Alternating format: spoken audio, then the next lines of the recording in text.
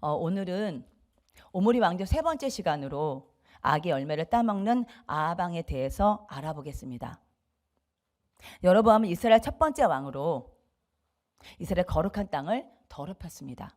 그리고 6대 왕 오므리는 정치, 경제, 군사 등 이스라엘 나라의 업적을 세웠지만 그 과정에서 시돈의 왕이면서 아스타롯 신전의 제사장인 엣바알과 결혼 동맹을 맺었으며 오므리 율례를 만들었고 토지 규례법을 어기는 악을 행했습니다.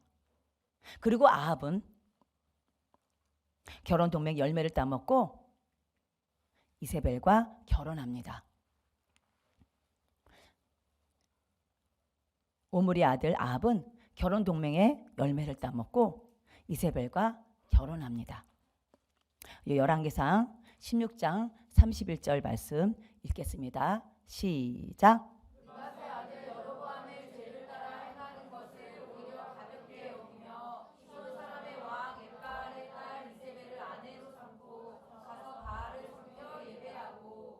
아합이 아버지 오므리가 시돈의 왕 엣바알과 결혼 동맹을 맺은 것을 근거로 이세벨과 결혼한 것은 시돈과의 그 무역로 활성화를 위한 경제적 목적으로 정략 결혼을 한 것입니다. 이는 하나님의 나라에 바알이 들어오도록 문을 열어준 것입니다. 아합이 이세벨과 결혼한 것은 단순한 육적인 결혼만이 아니라 영적 연합도 됩니다. 그러므로 아합이 이세벨과 결혼한 영적 의미는 남편 대신 하나님을 버리고 바알을 남편을 맞이한 것과 다름이 없습니다. 여기까지가 지난 시간에 아합의 첫 번째 악의 열매를 따먹은 것을 살펴보았고, 오늘은 나머지 두 가지 악의 열매를 따먹은 것을 알아보겠습니다. 두 번째로 아합은 오므리 율례를 따먹고 바알의 나라로 만듭니다. 아합은 오므리 율례를 따먹고 바알의 나라로 만듭니다. 우리 열왕기상 16장 31절 하반절에서 33절 상반절 말씀입니다. 함께 읽겠습니다. 시작.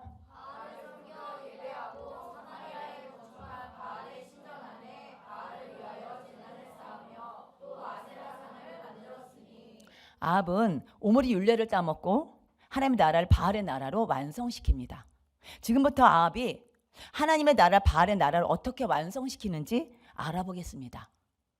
아합이 하나님 나라의 바알의 신전을 건축하고 바알의 제단을 쌓아서 하나님의 집인 거룩한 장소에 사탄의 집을 지어주어서 이스라엘 바알을 섬기고 예배하도록 합니다. 바알 신전은 전에 있었던 바알의 신당과는 비교가 안 될 정도로 크기와 규모가 엄청나게 큰 그것으로 일종의 왕궁 같은 신전입니다. 그리고 아합은 바알의 신전 안에 이 바알의 제단을 쌓습니다. 제단을 쌓은 목적은 제물을 바치기 위해서입니다. 바알의 제사 방법은 세 가지가 있는데, 제물 드리는 것과 자기 몸을 자해하는 것, 그리고 집단 성행의 세 가지 제사 방법이 있습니다. 그 중에서 제물을 드릴 때 동물, 곡식 등 일반 제물도 드리지만 5세 미만의 영아를 불에 태워 죽이는 인신 제사의 제물도 있습니다. 그런데 여기서 주목할 것은 인신 제사 방법입니다. 바알의 머리는 황소머리고 몸은 사람의 모습으로 바알의 두 팔을 내밀고 앉아 있습니다. 두 팔이 약간 기울여 있고 그의 어린아이를 올려놓습니다. 밑에는 제단에서 불을 태우면 바알의 두 팔이 올려놓은 어린아이는 뜨거워서 몸부림치다가 제단 밑에 떨어져서 불타 죽게 되는데, 몸은 불에 타서 없어지지만 어린아이 영혼은 불을 통하여 태양신인 바알에게 바쳐지게 된다고. 그래서 바알이 기뻐서 자기 필요를 채워줄 것이라는 풍요와 다산의 태양신을 믿었던 것입니다. 아합이 이런 태양신인 바알을 위해서 바알 신전을 건축하고 바알의 제단을 쌓았던 것입니다. 이뿐만이 아닙니다. 태양신인 바알이 있으면 그 옆에 누가 있겠습니까?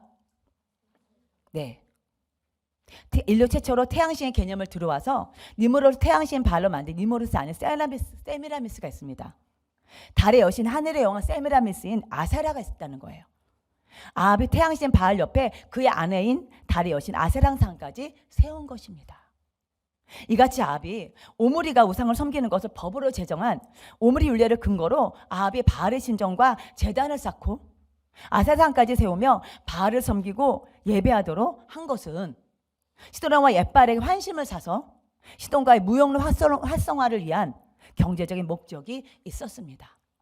이는 아합이 하나님의 나라의 주인을 하나님으로 인정한 것이 아니라 하나님의 나라 바알의 나라로 왕성시킨 것으로 이스라엘 주인이 바알이 된 것입니다.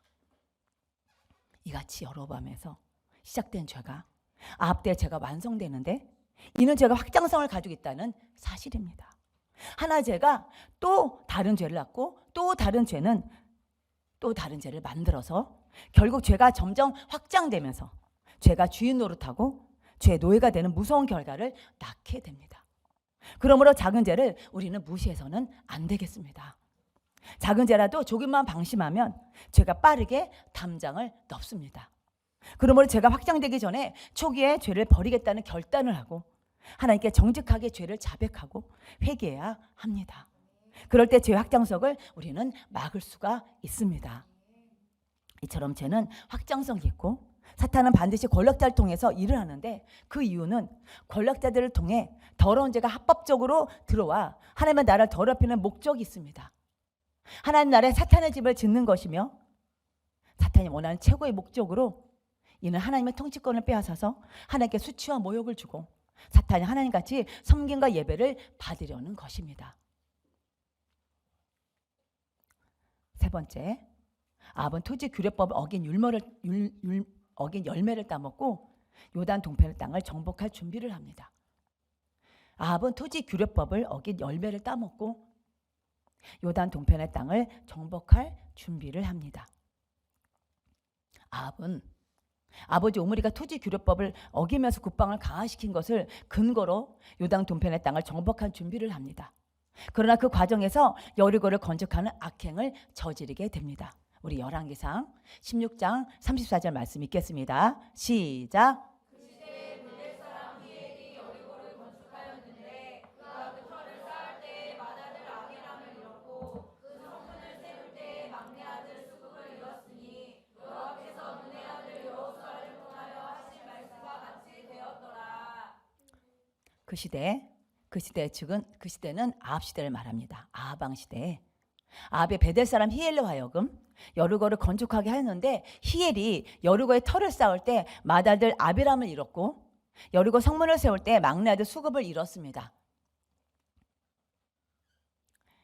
이는 여호수아 6장 26절 여호수아가 그때 맹세하게 이르되 누구든지 일어나서 이 여리고 성을 건축하는 자는 여호와 앞에서 저주를 받을 것이라. 그 기초를 쌓을 때 그의 맏아들 잃을 것이요 그 문을 세울 때 그의 막내 아들을 잃으리라 하였더라. 여호수아 6장 26절 말씀이 이루어진 것입니다. 하나님께서 여호수아를 통해 말씀하셨습니다. 이 성을 재건하지 말라. 재건하는 자는 저주를 받을 것이다. 자식이 죽는다. 그때 여호수아가 이렇게 맹세했습니다. 이 여리고 성을 다시 이렇게 세우겠다고 하는 자는 하나님 앞에 저주를 받을 것이다. 성벽 기초를 놓는 자는 맏아들을 잃을 것이고 성문을 닫는 자는 막내 아들을 잃을 것이다. 여호수아를 통한 이 경고의 말씀은 500년이 지난 지금 그대로 성취되었습니다. 이처럼 하나님의 말씀은 아무리 오랜 기간이 흘러도 반드시 성취됩니다. 그리고 하나님의 경고의 말씀을 우리는 무시해서는 안 되겠습니다. 하나님의 말씀은 반드시 이루어집니다. 우리 아까 찬양했죠. 풀은 마르고 꽃은 시드나 하나님의 말씀은 영원하다. 하나님의 말씀은 영원합니다. 변치 않는 것은 바로 하나님의 말씀인 줄 믿습니다. 하나님의 약속이 신실하신 분이시고 또한 전능하신 분이요 온 우주와 온 세상의 절대 주권자이시기에 하나님의 약속은 반드시 때가 되면 성취가 됩니다. 그러므로 우리는 하나님을 신뢰하고 하나님의 약속의 말씀이 반드시 성취됨을 믿고 우리는 순종해야 될 줄 믿습니다. 그런데 아합은 하나님의 말씀을 무시하고 불순종하여 히엘로 하여금 여리고성을 건축하도록 명령했고 히엘은 무너진 여리고성을 건축하다가 여리고성의 기초를 쌓을 때 장자가 죽었고 문을 세울 때 막내 아들이 죽었던 것입니다. 그럼 왜 무너진 여리고성을 다시 건축하면 안 되는 거죠? 왜 무너진 여리고성을 다시 건축하면 안 될까요?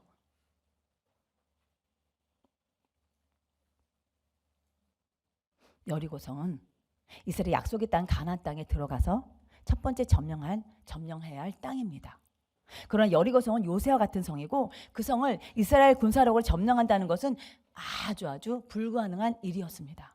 그런데 하나님은 이스라엘 백성들이 칼로 여리고성을 점령한 것이 아니라 하나님의 방법으로 난공불락의 이 여리고성이 무너져서 이스라엘의 약속의 땅 가나안 땅에 들어가서 첫 번째 정복한 땅입니다.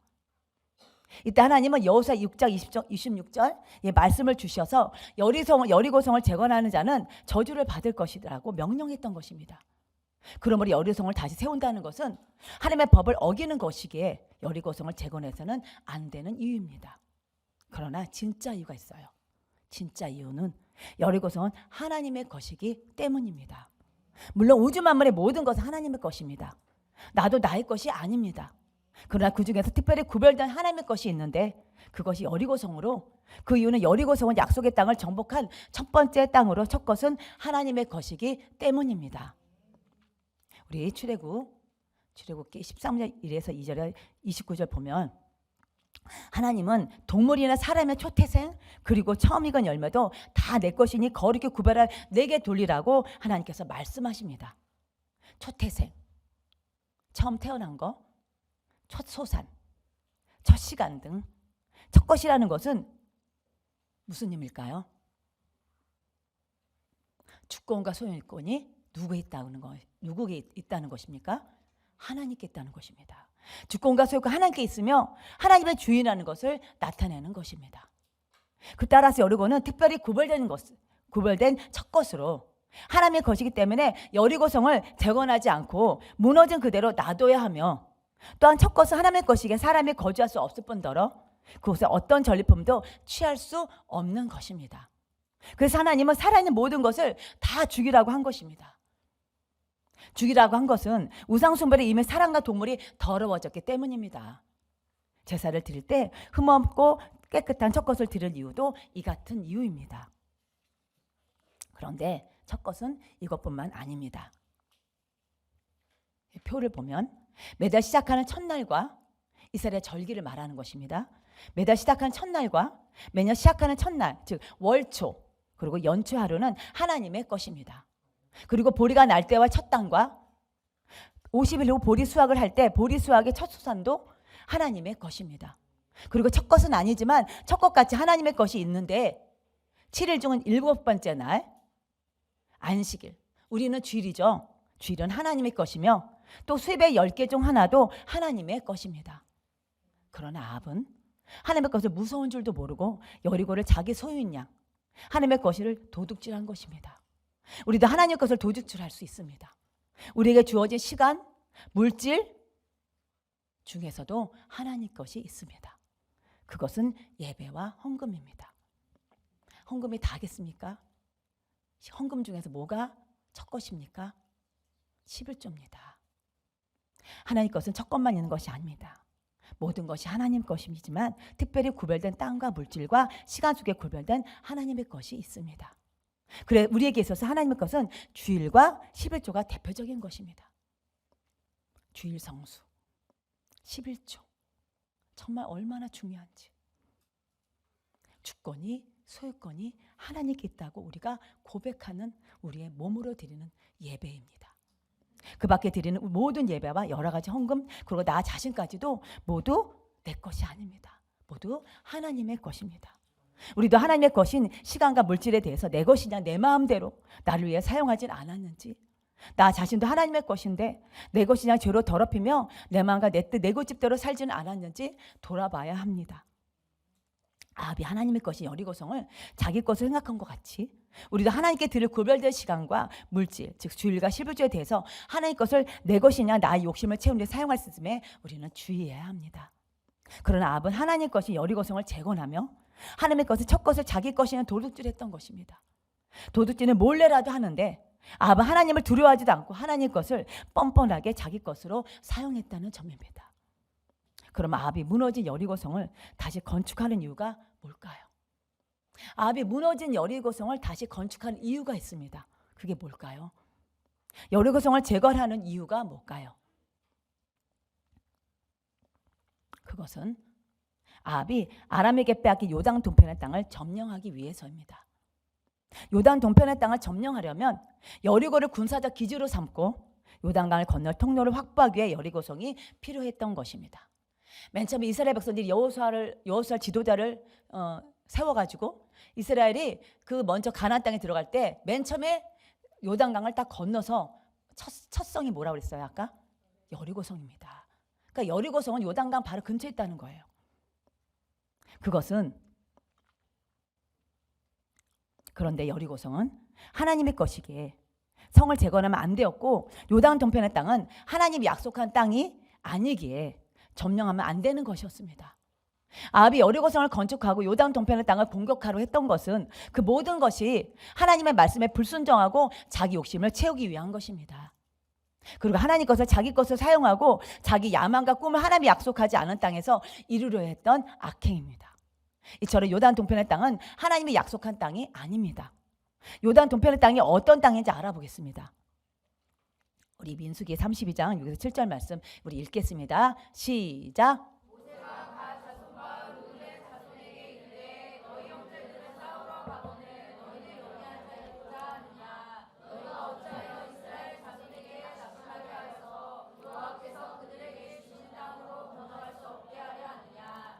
요단 동편의 땅은 모세가 아모리 족속에게 가나안에 가기 위해 길을 비켜줄 것을 정중히 요청했지만 아모리 왕 이를 무시하고 우리 모세를 공격하여 어찌할 수 없이 얻은 땅입니다. 굉장히 비옥한 땅이었어요. 요단 동편은요. 그래서 요단 동편의 땅을 이스라엘 족속에 분배할 필요는 없었습니다. 그런데 이 전쟁에 큰 공을 세운 므낫세, 갓, 르우벤 지파가 자기들은 목축이 많으니 이 땅을 달라고 요청했고 그때 모세는 므낫세, 갓, 브리, 르우벤 지파에게 너희 형제들은 싸우러 가거늘 너희는 어찌 여기 눌러 앉아 싸우러 가는 사람들에게 낙심케 해서 약속의 땅을 건너갈 수 없게 하느냐라고 책망했습니다. 이는 이스라엘 공동체를 생각하지 않고 자기 지파들만 살겠다고 개인적인 이기적인 욕심을 낸 것이며 또 하나님의 정하신 땅은 요단 동편이 아니고 요단 서편의 가나안 땅으로 하나님의 말씀에 불순종해서 얻은 욕심의 땅입니다. 아합도 이들과 똑같이 요단 동편의 땅은 하나님의 정하신 약속의 땅이 아니기에 욕심을 내면 안 되는데 아합도 이들 세 지파와 똑같이 하나님 말씀에 불순종해서 요단 동편을 욕심냈던 것입니다. 그리고 아합은 여리고성을 재건한 후에 실제 얼마 있다가 아람 베나닥과의 전쟁을 3번이나 치렀는데 1, 2차는 승리했지만 마지막 전쟁에서 죽게 됩니다. 여리고는 이스라엘 가나안 정복 시 점령한 첫 번째 땅으로 사람이 절대 건드려도 안 되는 하나님의 것입니다. 그런데 아합이 하나님을 두려워하지 않고 자기 것을 사용했기에 히엘의 두 아들도 죽었고 이를 명령한 아합도 그 대가로 죽은 것입니다. 이처럼 아합이 오므리가 맞는 결혼 동맹, 오므리 율례, 토지 규례법을 어긴 이 3가지 악의 열매를 따먹은 이 결과 바알이 이스라엘 남편이요 주인이요 소유자가 된 것입니다. 남편, 주인, 어서 들어본 말 아닙니까? 우리의 남편, 우리의 주는 누구입니까? 하나님이십니다. 우리는 누구의 소유입니까? 하나님이십니다. 그런데 바알의 이름이 남편이고 주인이고 소유래요. 그러니 마귀는 얼마나 하나님을 이렇게 모욕합니까? 그리고 자기가 영광 받으려고 합니까? 이처럼 하나님의 나라가 바알의 나라로 된 것입니다. 하나님의 나라가 여기까지 온 것은 아합이나 오므리 모두 하나님의 나라를 세상 나라같이 세상의 방법과 욕심으로 다스렸기 때문입니다. 하나님의 나라는 하나님의 방법과 욕심이 아닌 말씀의 기준을 삼아서 기도로 사명 감당하며 다스려야 합니다. 그것도 하나님의 백성이라면 당연한 권리요 의무인데 여로보암, 오므리, 아합은 모두 이 땅의 왕이지만 하나님의 백성인데 이들은 하나님의 백성이기를 포기했던 것입니다.